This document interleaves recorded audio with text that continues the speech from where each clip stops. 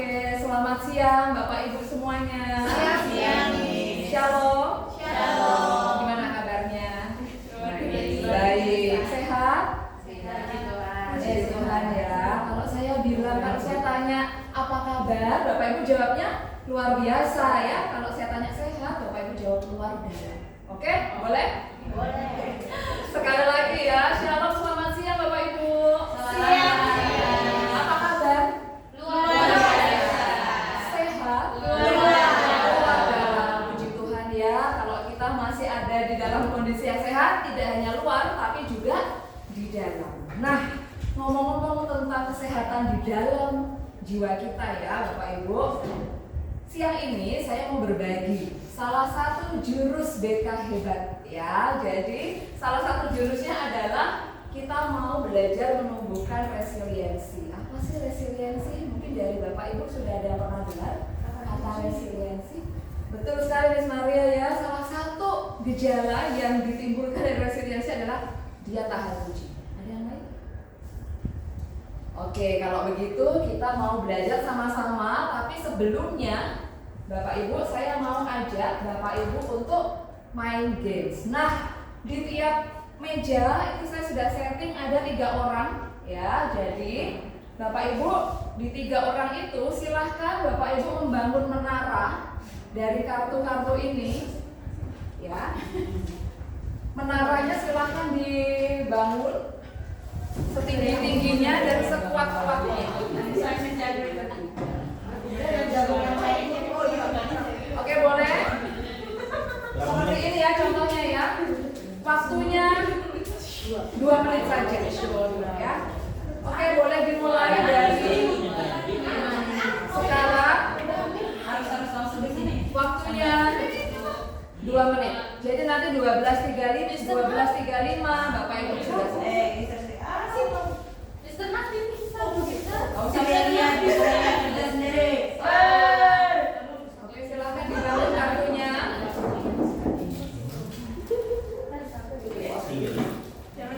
Astaga, di pos dulu. Nanti kalau sudah selesai. Bapak Ibu, selanjutnya. Ya, cukup begitu aja nih. Selanjutnya, utus perwakilan salah satu kelompok untuk menjadi pengacau, ya. Bagaimana caranya supaya menara yang sudah dibangun di kelompok lain itu roboh, tapi tidak boleh disentuh. Bagaimana caranya membuat menara itu roboh tapi tidak disentuh? Coba ada teman-teman yang bisa merobohkan?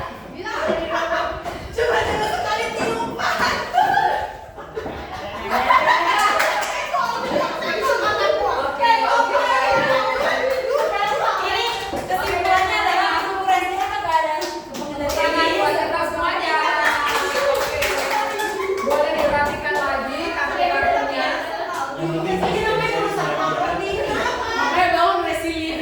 Oke, sekarang ya teman-teman. Tadi ada angin ribut ya. Tadi ada beberapa orang yang jadi dalam tanda kutip angin ribut yang menghancurkan menara yang teman-teman bangun. Ya. Nah, jika menara tadi Bapak Ibu yang sudah dibangun susah payah roboh, apa perasaannya Bapak Ibu? Jengkel, marah, sedih, ada lagi? Emosi, ya, karena sudah capek-capek bangun dirobohkan, ya. Tetapi, ya, tadi yang menarik di depan sini ada yang berusaha untuk melindungi, begitu ya. Ada usaha untuk melindungi itu menara, tapi tetap juga roboh. Di sini bagaimana perasaannya? Sudah berusaha sekeras mungkin untuk melindungi, tapi tetap roboh juga. Sia-sia dan kecewa. Oke ya. Nah, tapi Bapak Ibu, jika menara Bapak Ibu roboh, sebetulnya akan ada kesempatan kedua untuk membangun kembali seperti yang dilakukan Miss Dewi di belakang. Nah, dia sedang berusaha membangun kembali ya menaranya. Nah, ini ya. Ketika yang pertama, boleh minta tolong Miss Maria dibacakan pertanyaannya. Ketika menara kalian goyah atau bahkan roboh, bagaimana perasaan kalian dan apa reaksi pertama yang muncul jawab ya. Lanjut. Apakah ada rasa frustasi, putus asa, ingin menyalahkan, atau justru semangat untuk segera mencari solusi? Ceritakan bagaimana emosi-emosi ini mempengaruhi langkah kalian selanjutnya. Ya, tadi Bapak Ibu sudah share ya, ada perasaan kecewa, marah, jengkel. Lalu yang kedua, Miss Vineta. Apa pelajaran paling berharga tentang daya lenting atau resiliensi yang kalian dapatkan saat berusaha bangkit dan membangun kembali? Apa Miss yang didapatkan? That it's okay to start over again. Jadi it's okay ya, kalaupun It's okay. menara itu roboh, it's okay, nggak apa-apa, tapi bisa dimulai lagi. Thank you Miss. Miss Vinola, yang ketiga. Di luar permainan ini, coba pikirkan pengalaman di kehidupan nyata, baik di sekolah maupun di rumah, di mana kalian pernah merasa menara kalian roboh. Bagaimana kalian merespon situasi? Iya, Miss Vinola nggak perlu sharing kan, mungkin ini pengalaman pribadi ya untuk setiap kita, tapi pasti ada masa di mana Bapak Ibu mengalami di poin ketiga ini yang menara kita roboh. Pasti semuanya pernah mengalami dan itu privasi ya masing-masing kita. Nah, ini ya, apa itu daya lenting atau resilience? Kita coba lihat dulu short videonya. Boleh minta tolong Serprio di play di situ. Tidak muncul, Miss. Di sini Tidak muncul. Oh, tidak ada ya. Boleh Oke. saya skip dulu? Ya, skip dulu aja. Oh, belum masuk Miss videonya. Belum masuk. Miss. Menu konten. Oke. Lain. Nah, YouTube itu. Pintar. Habis jalan-jalan. Jalan-jalan capek. Iya, kita lihat dulu ya. Short video yang menggambarkan apa sih itu resiliensi yang ada di dunia.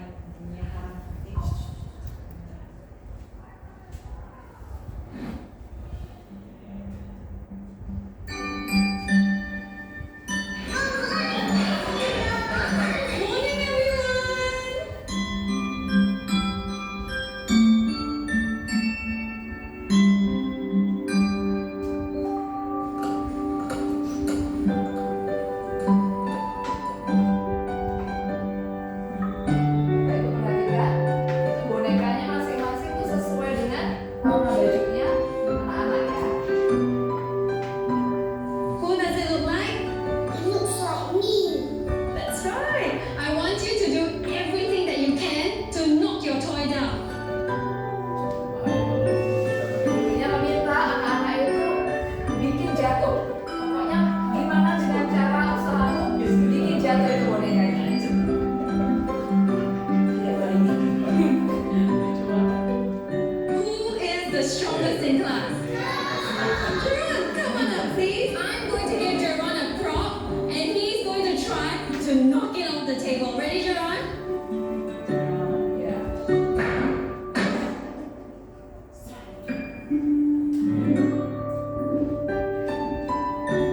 Dia nggak bisa jatuh ya, mau berdiri. Okay, children, who can tell me what it means to have resilience? Yes, Paige. Resilience means if you make the toy fall down, it can get up very, very fast. Very nice.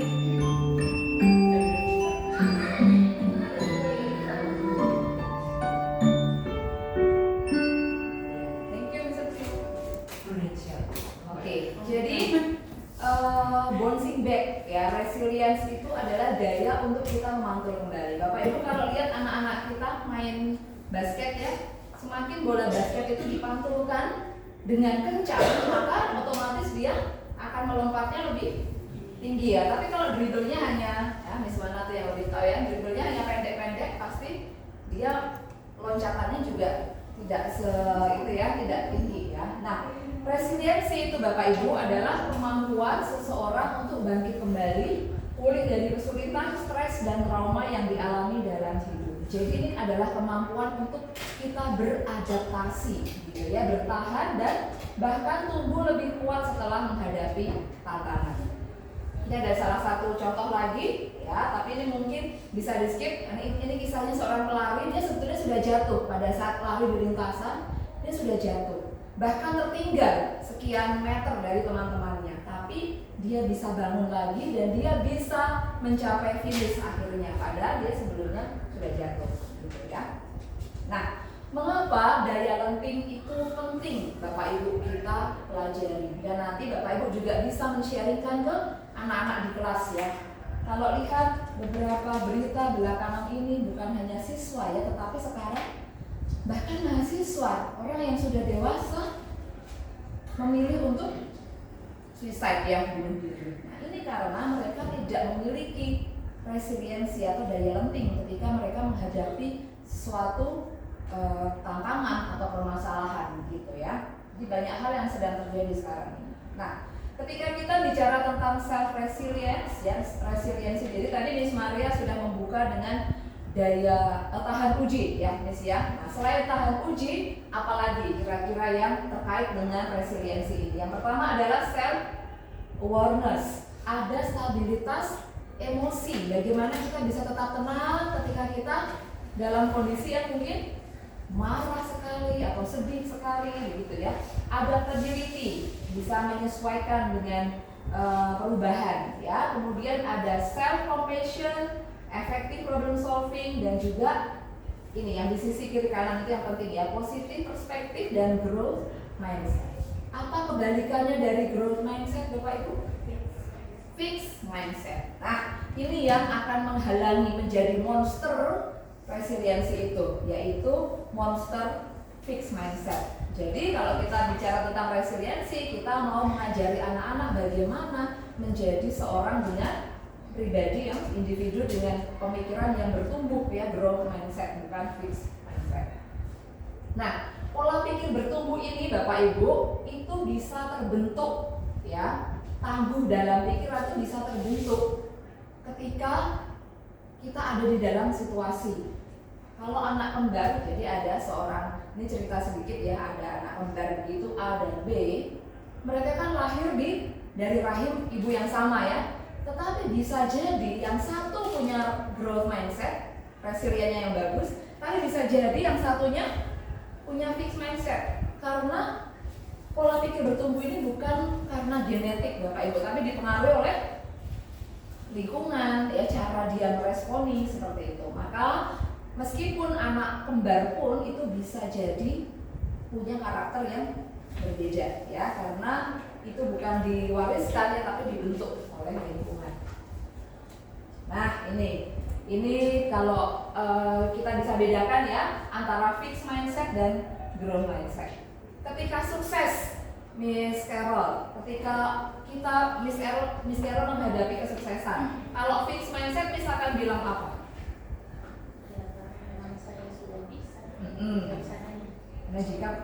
Karena punya bakat gitu ya. Tapi kalau growth mindset, pemikirannya berbeda gitu ya. Saya bisa sukses dengan berusaha gitu ya, ini berbeda. Nah, kemudian ketika anak kita atau kita sendiri mengalami kegagalan, pasti mereka langsung menyerah gitu ya. Tapi anak yang growth mindset, saya akan coba lagi.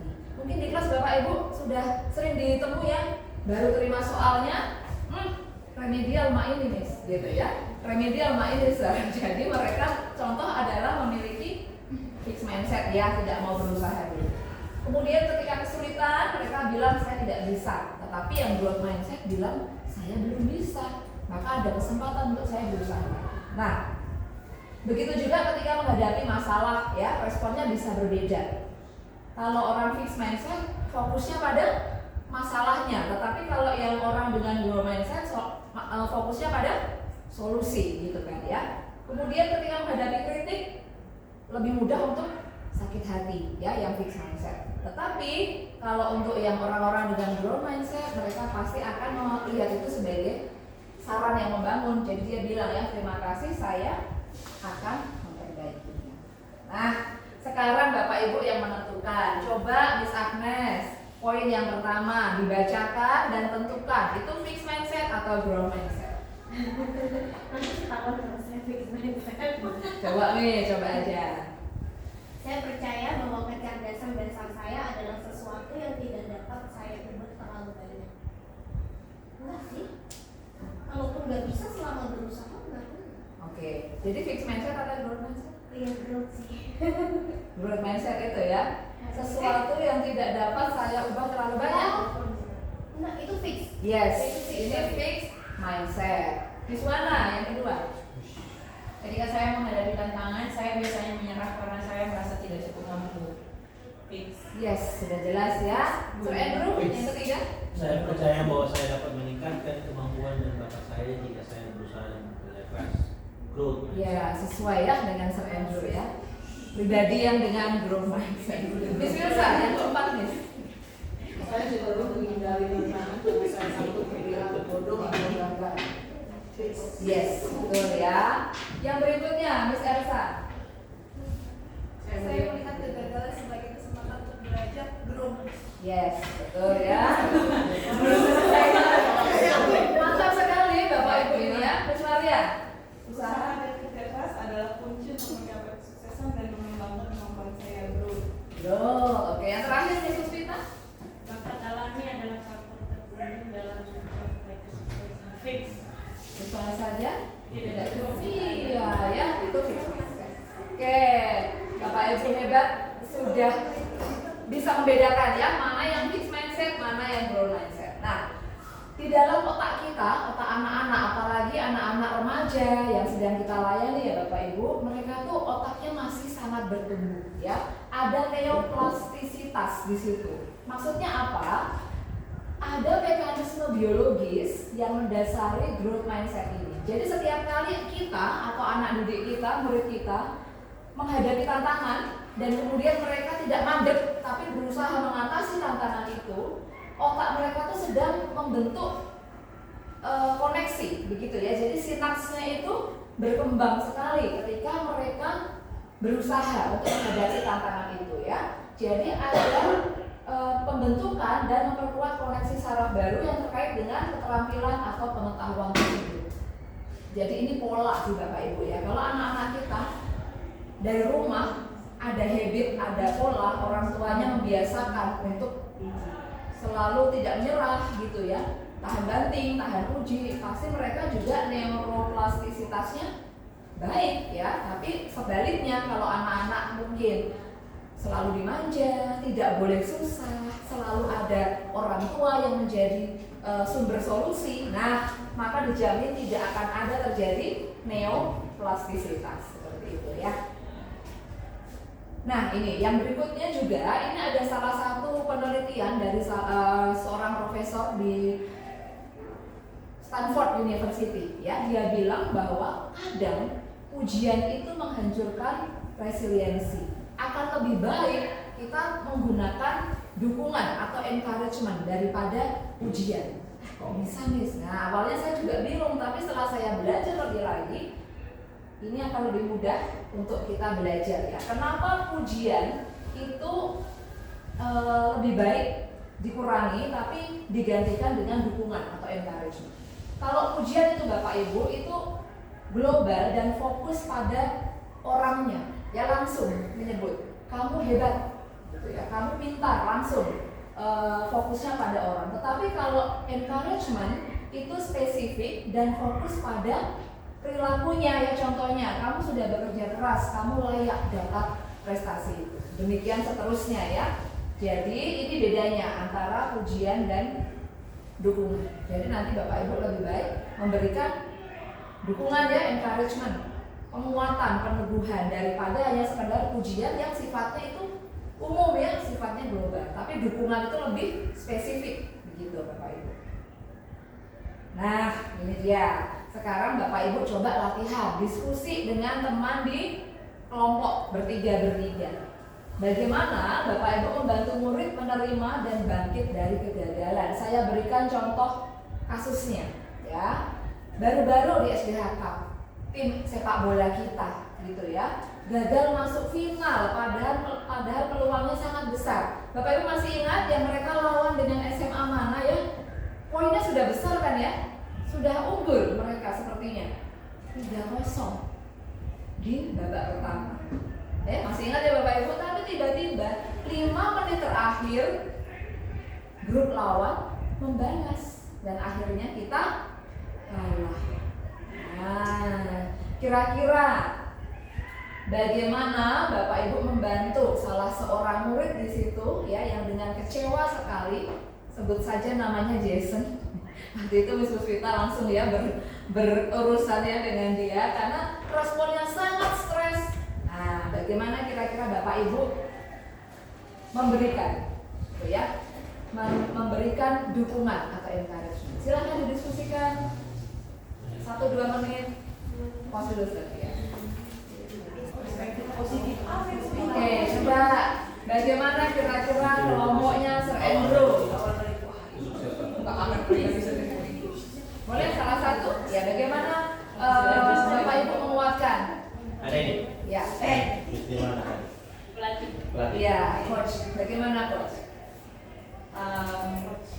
Sedih ya pasti kan, kalau namanya juga kekalahan pasti sedih, kecewa, semua mungkin dari hati kita pemain, kita merasa kecewaan, kita juga merasakan kesedihan itu dari penonton kita, membuat mereka, oh saya nggak bisa lakukan yang terbaik, mungkin berat rasanya. Tapi kalau kita lihat pun dari latihan kita selama ini, kita udah lakukan yang terbaik. Terus poin kedua. Kita udah latihan sama-sama, kita udah bangun bonding, kita habiskan waktu, pokoknya semuanya udah kita lakukan yang terbaik. Bahkan ada pertumbuhan-pertumbuhan yang dulu belum baik, skill pribadi menjadi ada, skill kelompok jadi ada. Tapi ada sesuatu yang mungkin nggak selalu Tuhan izinkan itu kita dapatkan. Tidak selalu ada kemenangan. Perspektif positif ya Bapak Ibu ya. Ya. Mungkin kalau kita lihat, nah ini saya nggak tahu di bagian mana. Mungkin kalau kita lihat orang lain, effortnya mereka lebih besar dibandingkan kita. Walaupun kita lihat, kita udah perjuangkan yang terbaik, tapi mungkin mereka lebih unggul, lebih banyak perjuangannya. Ya. Jadi itu di luar dari kendalinya kita. Jadi lihat usahanya kita, apa yang kita belum bisa, kita koreksi, kita evaluasi dan kita tingkatkan. Nah, Dan harapannya ke depan yang belum bisa all out, kita all out. Yang mana yang perlu kita perbaiki, kita perbaiki. mantap. Kita beri applause bagi kalau coach ya memang sudah terlatih ya Bapak Ibu memberikan kata-kata encouragement ya, penguatan. Nah, Bapak Ibu bisa bilang begini ya. Meskipun impian final kali ini belum terwujud, bukan berarti usaha kita sia-sia. Tapi tadi Miss Mana menambahkan ya, ada validasi, ada empati di situ ya, pasti sedih ya, kecewa ya, gitu ya. Usaha yang ditampilkan pada pertandingan tadi menunjukkan kamu memiliki semangat dan ketekunan. Mari kita jadikan ini sebagai bahan bakar untuk evaluasi, belajar dari tiap pertandingan dan kembali lebih kuat di musim depan atau di pertandingan selanjutnya. Kepala tegak tim. Gitu ya, kasih semangat lagi ya. Oke Bapak Ibu, nah yang biasa sudah Bapak Ibu lakukan juga ketika menulis apa? Komen homeroom, betul ya Bapak Ibu sebetulnya sudah mengaplikasikan ini ya, salah satu cara membangun resiliensi murid yaitu dengan apresiasi, koreksi, kemudian apresiasi lagi ya. Diawali apresiasi, di tengahnya ada saran, koreksi, dan diakhiri dengan apresiasi lagi. Saya sudah yakin ini Bapak Ibu sudah sangat capable ya di dalam hal ini. Nah, saya mau tutup sharing ini dengan ini ya. Salah satu pola parenting, mungkin Bapak Ibu di sini belum ya jadi parent sesungguhnya, tetapi jika Tuhan berkenan nanti suatu saat mungkin Bapak Ibu dipercayakan seorang anak, tapi juga murid-murid di kelas kita bisa menerapkan ini ya, lembut dan tegas. Ya, iya, iya. Bapak dan Ibu semua ya, bapak-bapak, ada 2 bapak di sini ya. Nah, ketika kita membentuk karakter resiliensi pada anak ini, penting juga untuk kita lembut dan juga tegas ya. Tega plus S jadinya tegas. Tetapi sayangnya mungkin ya yang terjadi di pola parenting anak-anak kita di luar sana, bagian tegasnya ini mungkin ya yang masih kurang ya. Jadi apa yang terjadi Bapak Ibu? Kalau kita tegasnya banyak tapi tidak lembutnya kurang, maka yang terjadi adalah otoriter ya. Orang tua didikannya kayak tentara atau modelnya ya, otoriter sekali. BOC Romusa. Kemudian kalau ketegasannya itu kurang tetapi tidak lembut juga, orang tua dan anak sama-sama kalah, tidak ada relasi ini. Kita guru dan juga murid tidak ada relasi karena tidak tegas juga tapi tidak lembut juga ya. Kemudian kalau ketegasannya kurang tapi lembut sekali, nah itulah yang namanya permisif Bapak Ibu ya. Orang tuanya kalah, anaknya menang, kita yang dimain-mainkan sama muridnya kita. Nah, yang ideal yang seperti apa Bapak Ibu? Tegasnya cukup ya, tapi juga lembutnya cukup. Akan menghasilkan tegas dan lembut, orang tua menang, anak menang. Kita punya gaya parenting yang autoritatif ya, bukan otoriter tapi autoritatif. Kita punya kendali atas anak kita, tapi kita juga menghargai dia sebagai seorang pribadi, seorang anak, begitu ya. Sama seperti ketika ini ya, ini contohnya kalau induk burung sedang melatih anaknya untuk terbang, dia pasti tendang ya, caranya supaya dia berusaha bagaimana caranya terbang dengan baik. Nah, untuk menutup sharing ini, saya nanti akan memberikan worksheet untuk Bapak Ibu semuanya di dalam kelompok, nanti bisa berlatih bagaimana Bapak Ibu berlatih menguatkan siswa yang mengalami kegagalan, begitu ya. Nanti boleh dicoba. Ini dia worksheet. Ya, nanti boleh dicoba ya Bapak Ibu. Tadi kan Miss Subhana sudah mengawali ya dengan memberikan contoh yang sangat baik. Nah, Bapak Ibu juga bisa di dalam dua situasi itu nanti silakan Bapak Ibu mencoba. Bagaimana memberikan penguatan, bagaimana menumbuhkan resiliensi pada anak-anak kita. Semangat ya Bapak Ibu, karena kita sudah diutus 4 ini, maka Tuhan yang nanti akan memampukan kita.